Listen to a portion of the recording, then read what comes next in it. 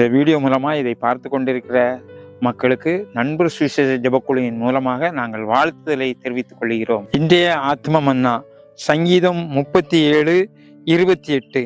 கர்த்தர் நியாயத்தை விரும்புகிறவர், அவர் தமது பரிசுத்தவான்களை கைவிடுவதில்லை. நியாயாதிபதிகளை ஏற்படுத்தின தேவன்.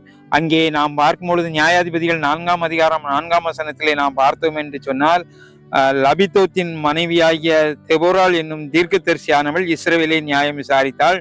அவள் எப்ராயிம் மலை தேசமான ராமாவுக்கும் பெத்தேலுக்கும் நடுவில் இருக்கிற தெபோராளின் பேரிச்ச மரத்தின் கீழே குடியிருந்தாள்.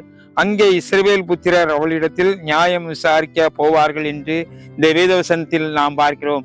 அங்கே இஸ்ரவேல் ஜனங்களை ஒரு பெண்மணி நியாயம் விசாரித்தாள். அதே போல 1 ராஜாக்கள் 3ஆம் அதிகாரம் 11ஆம் வசனத்திலே நாம் பார்க்கும் பொழுது அங்கே தேவன் என்ன செய்தார்? தாவீதின் ராஜாவின் மகனாகிய சாலமோன் இடத்திலே உனக்கு என்ன வேண்டும் என்று கேட்டார். அவன் தனக்கு தேவையான பொன்னோ பொருளோ ஆஸ்தியோ கேளாமல் தேவனிடத்தில் இந்த இஸ்ரவேல் ஜனங்களை வழிநடத்தி செல்வதற்கு, அவர்களை நான் நியாயம் விசாரிப்பதற்கு தேவையான ஞானத்தை தேவன் அவரிடத்திலே கேட்டான். அப்பொழுது தேவன் அவனிடத்திலே சொன்னார், நீ பொண்ணோ பொருளோ கேளாமல் நீ இந்த ஜனங்களை வழிநடத்தி செல்வதற்கு நியாயம் விசாரிப்பதற்கு நீ என்னிடத்திலே ஞானத்தை கேட்டாய். நான் அதனால் உனக்கு இந்த ஜனங்களை வழிநடத்தி செல்ல நான் உனக்கு ஞானத்தை தருகிறேன் என்று சொன்னார். அந்த வேளையிலே 2 பெண்மணிகள் தன்னுடைய பிள்ளைகளுக்காக சண்டையிட்டார்கள்.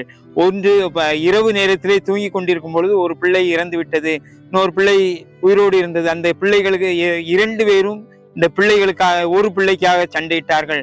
அப்பொழுது இந்த சாலமோன் ராஜா அவரிடத்திலே ஞானத்தை கேட்ட பொழுது அவருக்கு ஞானத்தை கொடுத்து இந்த பிள்ளைகள் 2 பேருக்கும் நியாயம் விசாரித்து உண்மையான தாய் எது என்பதை அவன் கண்டறிந்து அந்த தாயின் இடத்திலே அந்த பிள்ளையை கொடுத்தார். தேவன் அவனுக்கு அதற்கு ஏற்ற ஞானத்தை கொடுத்து அந்த ஜனங்களை நியாயம் விசாரிக்க அவனுக்கு உதவி செய்தார். ஜெபம்.